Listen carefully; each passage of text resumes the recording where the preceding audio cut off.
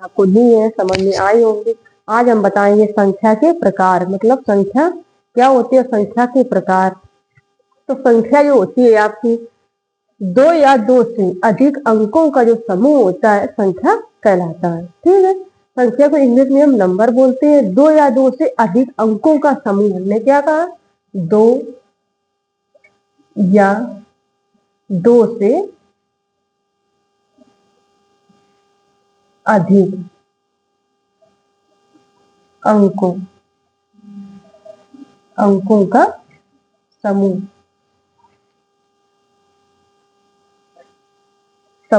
संख्या कहलाता है।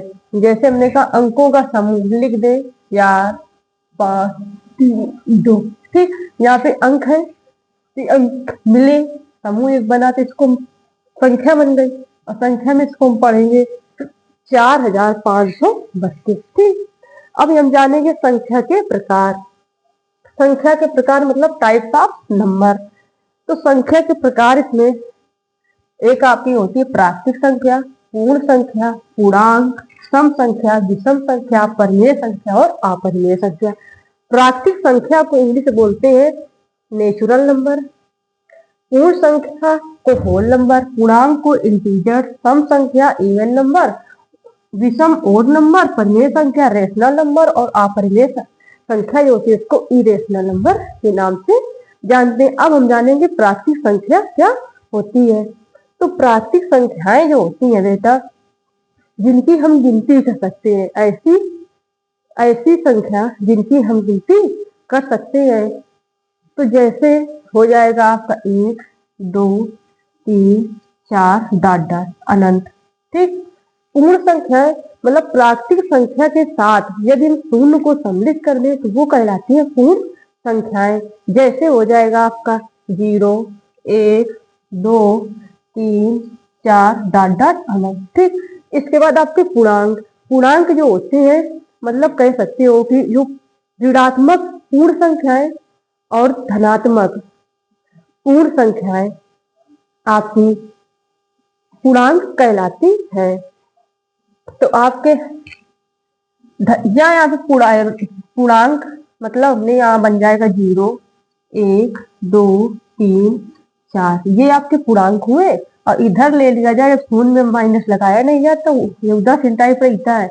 इसका -1 -2 -3, ये आपके माइनस पूर्णांक हो गई। या कह सकते हो कि ये माइनस ये प्राकृतिक संख्याएं होती हैं, उनको मतलब इस कैटेगरी के अंतर्गत रखा जाता है, पूर्णांक के अंतर्गत। ठीक है, ये इसका ग्राफ रहता है। इसका जो सम संख्याएं होती हैं तो वे संख्याएं जो 2 से विभाजित हो जाती है उनको हम सम संख्या कहते हैं। जैसे 2 से विभाजित संख्याएं आपकी 2 4 6 8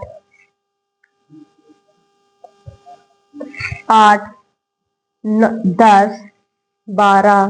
ठीक, इस प्रकार आपकी सम संख्याएं हो जाती हैं।